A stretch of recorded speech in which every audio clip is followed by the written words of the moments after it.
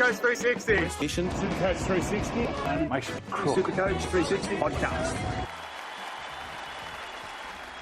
All right, I got a question here from Tarn Smith. Says, who would you pick as starting second rower? Already got for feeder. Crichton. If you had the money, I'd go Crichton. Yeah, that's number it. 2. Look, I don't really have enough information to really help you out, but yeah, I'd say Brandon Smith, Angus Crichton, Jai Arrow. Can you throw him a couple of cheapies or mids with Uto? Yeah. No, he's a front rower only. Look, if you're premium, yeah, Crichton and Maddo. If you're going for a mid, that's not a danger. I think your mids are very needed this time of year. Like sometimes it for the sake of 10 or 20 points, like do you just sit the gun off to the left and accumulate your money and your point? Like granted, you're going to lose 40, 50 points over 3 or 4 weeks, but to get your money up, if you can get yourself a nice cheap mid that's going to juice himself way up to decent prices. I just find the other ways easier. I think that's too risky. I think you're better off going with the likes of a Crichton or a Maddo, and then if it doesn't work out, going down to the midi who's on the right, rather than trying to pick that midi who's on the rise. Well, Yeah. I mean, if we're looking at middies, I do have a couple that did make our list. Kobe Hetherington, if he does get named next round after this COVID thing. Jeremiah Nanai or Helam Lukey. Con thinks they're both traps.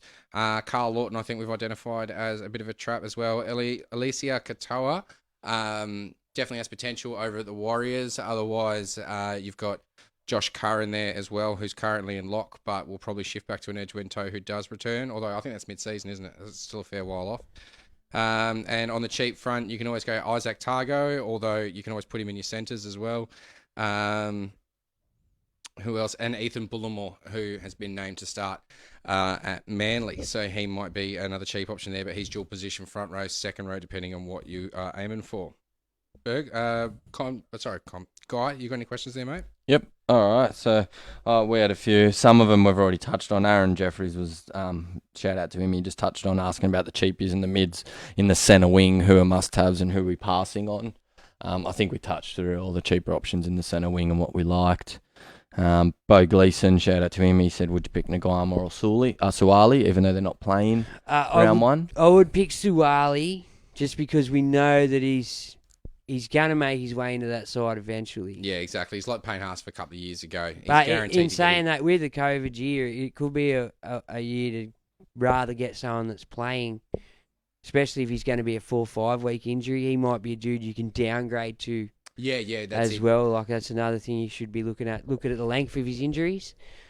So yeah, I'd be looking at Suwali out of them two, but.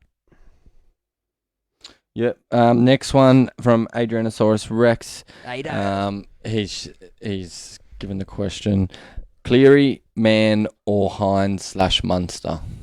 Oh, I'm a Hines Munster there. Even if Cleary was. If he was playing, yeah. Obviously, you'd go Hines Munster now that Cleary's not. But yeah, if he was. Look, I see the value. Can someone just quickly, while I'm chatting, pull up Kurt Mann's scores from last year? Kurt Mann last year, if I remember correctly, he got some of the top guys up there. Exactly, and he's got the duel as well, which makes him more appealing. Look, I have Walker and Munster, so mine's similar, and I could have went to a Cleary and a cheapie like a Moni or an Ilias, which some people I see running with one cheap half. But yeah, I just find I've done it in the past, and especially this year with COVID, you want stronger depth with players going in and out. So that's why I went for the Walker. Well, out of age's question, I'd stick with the Hines Munster probably, like you. Yeah. For me, Kurt Mann's unknown. Like, he's very unknown. Mitch Barnett is clearly a better lock, in my opinion, than he would be. So, for me, I can see the switcheroo happening every game that happened last year with Watto. But for me, Kurt Mann he's like a junior Watto. Just plugs the hole. Doesn't do it as well. But last year, I remember him going on a run of 70s. Constantly 70s, and he was an expensive player for a bit, and people were umming and ahhing. Like, I remember question after question of, should we bring Kurt Mann in? Is it too late? Is it a trap? And I do believe Kurt Mann's got it in him, but for me, Nico Hines and Munster would be way better. You know what I mean? Yeah. It's just way more solid than... You know Nico's a 7 and he's going to be the point of attack down there. And we know Munster, what he does. Whereas Nafe's coming back from an injury. We've already missed him for, 3 weeks now. So if you were going to do that combo, you've lost him for 3 weeks and you're running a Kurt Mann. You know? And Yeah, but as you said, the players are always better coming back from rehab. different so- rehab, bro. He's got rehab for straws in the nose, not a broken leg. All right, next question. Barry McCormick says, I have 1.1 mil to spend on 2 starting back rowers to partner Fifi, Bullimore, Hetherington and Tuolangi. I like Brendan Smith and maybe Lolo, but not sure. So 2 second rowers for 1.1 mil.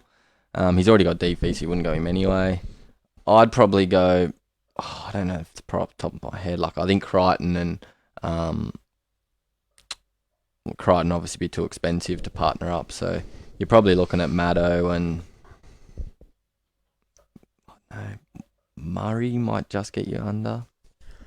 Look, if Olakuatu's named and starts at game 1, I honestly see merit in going Olakuatu from Manly.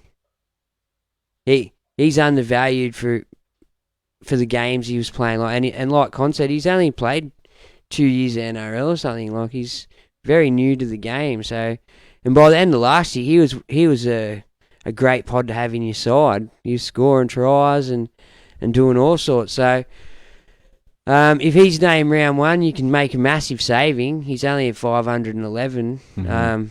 There are a lot of options. Lolo I don't mind, like you said. Well, if he's definitely getting back to his former glory and he can keep up with the speed of the game the way it is now, then massive option, offload at will, break tackles. They're like CHN as well. There's so many options in the second row, and that's why I think you're better off going for the premium and then trading down to whoever's coming on the rise in the middle of the pack. If you could, look, even if you get on the more expensive of the mid-ranger, then you can still downgrade. There'll still be a couple of downgrades in amongst the bunch, you know. Just if you want to, that's just if you want to free up some money somewhere else. Like. Yep. All right, 2 more questions. Dale James says, is 2 gun fullbacks a must to start the season, even if one doesn't play round 1? Would you be happy to carry it? Me personally, if Papi wasn't playing, I probably was going to carry him the first week, only because we had Walsh missing, and I didn't really like many other options. But now that Papi's playing, I don't think you can have a fullback missing from round 1 on the bench. Nah, I don't either. Like, for me, when people were saying, I'm going to sit there and hold Trell for a week, a week's a long time in Supercoach world. Like, especially when you got the likes of Pappenhausen and Teddy ready to go. Fullback, that's because fullback's such a high scoring. There's even more. Like, even Guffo can easily hold a claim. Well, you had mentioned Ponga before in the pod as well. Guffo, I think I've seen a stat somewhere in last year playing these exact same clubs that they're playing in the first 5 games or something. He averaged 87, which isn't bad, you know, for a Gutho. But same thing we were saying with Reid Marnie, how he has a good start. It might just be Parramatta to it. Well, Parramatta do. Parramatta normally go really good to the buys and then they normally just sneak home to the 8. Yep. I don't know if they overtrain them or whatever they do, but they just drop off at the wrong time of the year. Like, other clubs seem to have a low, like 8, 9, 10, let the buys sort of refresh and come back, but they seem to go really well all the way up until and then come back shit. Like, I don't know what it is about them. Fair enough. All right, last question from Wade Murphy says, I've listened to a lot of podcasts, but haven't heard anyone mention Brimson. Just want to hear your thoughts on him as a pod since Titans have a pretty easy draw. Cheers. Look, Con loved Brimson last year. We had the stake bet and he went unders. I don't like it. You'd probably prefer him at fullback, so that's why I don't think he's getting a mention. Just because of his position. I don't think he can get... I think he's only single position, and that's the issue. Is there's other options there at fullback. Well, we've seen in the past. Like, you got to remember, he's now got to make a transition from preferred position where he roams around the back of the pack and chimes in wherever he likes. He's not going to get that spot back with Wade or Preston. Preston. Now he's situated on one side and he's in the line, so he doesn't see where the ball comes in order for you to chime through that hole, if you know what I mean. Like, Where's the game? 5'8". He's going to be playing 5'8", but if he's lucky, he gets to play with Defeat, who can just pop him and offload while he's got 14 blokes hanging off him. You know. So yeah, well, a lot of people are on Sexton as well. So at the same. I must admit, I've seen the Brimson question come up quite a lot through the comments in the last couple of days as well. I'll be keeping an eye on him. I didn't realise he'd moved into the 5'8", and you're right. I think he's one of those players that's probably flown under the radar. So I think, I'm going to put him on more on radar with Nico Hines to see how he transitions from fullback into the halves, because there is definitely potential there. He is a solid player. He's a worker. He's good in defence. He's got a good tackle and a tackle bust on him too. So he's pretty strong. Gets injured a lot. Is his problem? He's a little fella.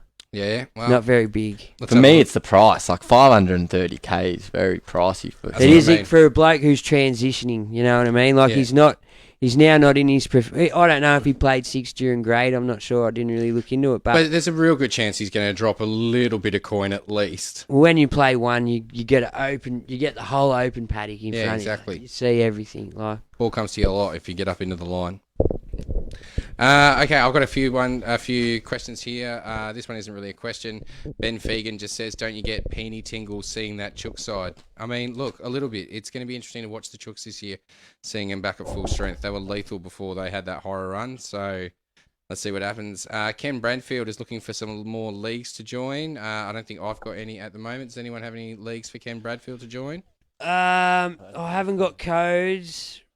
We are meant to have our codes ready tonight. That's it. We might pop a message up in the Supercoach 360 group on Facebook. So look in there for leagues. We'll get everyone to sort of throw up whatever codes they got left in there, so we can all get filled. Do 2 for us. 2 leagues. Oh yeah. Yeah. So I'll get him to send me codes. All right, cool. Greg Lucas says, "Evening, gents. Bulldog Hetherington, that's Jack.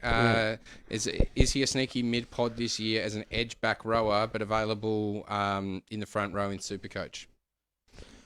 Look, it comes down to Jack. If he can stay on the paddock, he'd be great for you. Yeah. But he's very, very big liability. He's got the rage, doesn't he? He's a very angry kid.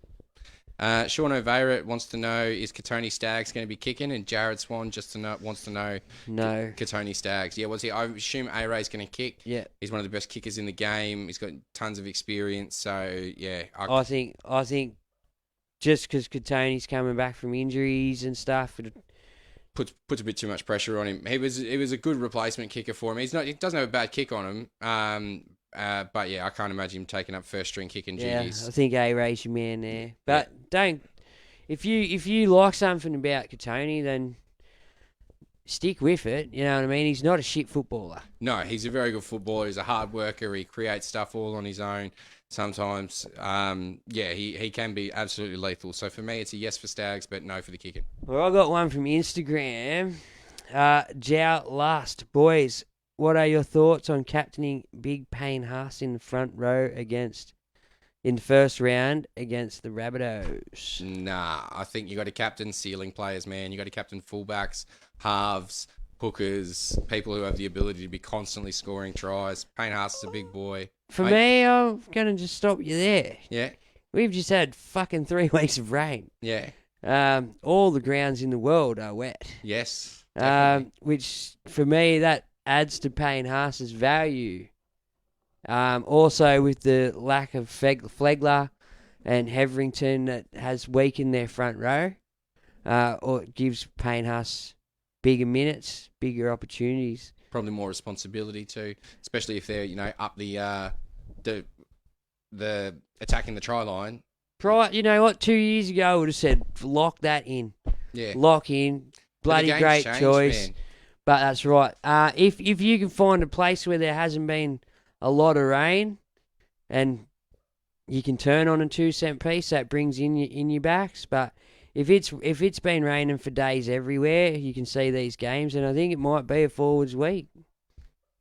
Alrighty, Kane Darcy wants to know thoughts on Tanua Brown. Do you think he keeps the starting spot for long? I think he does. Yeah, I think he does. They obviously need something different. They came second last, I think, last year, or third last. Second. So it's one of those things. They need a change. Obviously, to get you on the front foot is your forwards. and if you're coming 15th, your forwards are not getting you on the front foot. So I think they need the change. It'll come down to whether or not young Maney can keep up with the pace. I think he will. Yeah. Yeah. Cool. But he's 274k. You don't think you're better off going up to Hamlin Ueli at 300k? Well, they all said No. they wouldn't go near Hamlin ULA. So No, I don't. I just think Hamlin Uele's now been at Cronulla 3 or 4 years, hasn't been able to burst his way on as the premium front rower. He's had to play second fiddle to 3 different dudes now. Yeah, but I think that's it. I think if anything, this is his year. Well, it might be his Could be his year. breakout Might year. be his year. But the thing is, young Maney's been brought over by a coach who was statistically looked at before. He had his best games played under Todd Payton. Payton has recruited him and given him a front row.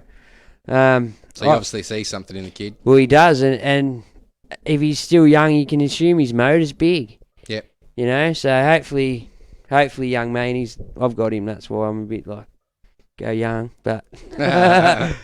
All right, Matty Mihag says, boys, Arrow or Jacob Saifidi? He likes both, but he's wary of both at the same time. Thoughts? Arrow's safer. Yeah, I personally think Arrow on the edge. If he can lock down that edge, he's got the motor to play big minutes out there. Hopefully even the full 80. Just if Dan Saifidi comes back after 2 weeks. I think Jacob goes to the bench and then Momasia is gone. So he's got that job security. Like we mentioned, there's a lot of other options. Con really like Tarpanay for not too much more. Well, Tarpanay for me was probably one of the best standout forwards for Canberra in the trials. I like Arrow, but yeah. Well, Scott Smith reckons Tarpanay's not vaxxed, but Tim O'Connor reckons Tarpanay is often broken or gets dropped. Too much versatility. He's probably hurt him in the past, and he hasn't been able to lock down the one position. He had a lot of promise about 5 years ago. He has showed a lot of promise, but the thing with me with Tarpanay and the whole Canberra pack is even CHN is just A lot of mouths. yeah, to feed it's in a there. lot of Well, like you had Elliot Hudson- can't even make the team. You had Hudson Young come out at the start of the year telling everyone Ricky said he was playing 80, and he's not even like, he's probably not, you know? No. Like, He's named. I mean, it's up to him. 80's a big job at 13. especially when they've got that depth. So All right. I think that's about it for questions. Got one more from Twitter Sphere. NRL Supercoach Sponge is running Turbo and Cleary to start going to set you back for the overall glory. Now, Benny, I hope for your sakes that he looked at team list and saw that Cleary's out. Cleary's gone. Like, don't get me wrong, it was a 1 week injury. I understand the think about holding on.